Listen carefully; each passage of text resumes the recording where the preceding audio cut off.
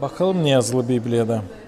Мед источают уста чужой жены, и мягче елея речь ее. Alem karların lafları bal gibi tatlı gelir adamlara.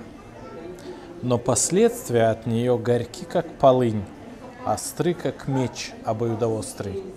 Ama bundan sonra bu laflar çıkacaklar hacı hem saplayıcıklar bilinmiş kılıç gibi.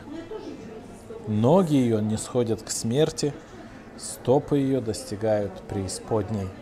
Onun ayakları getirecekler seni cehenneme hem zeyte.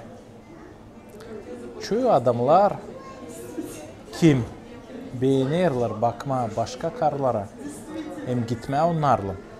Biblia söyler hani onlar bulacaklar sadece zeyt hem kahır. Karılar da kim beğenirler başka adamlara bakma. Zira bu ilişkiler değil Allah'ın planına göre.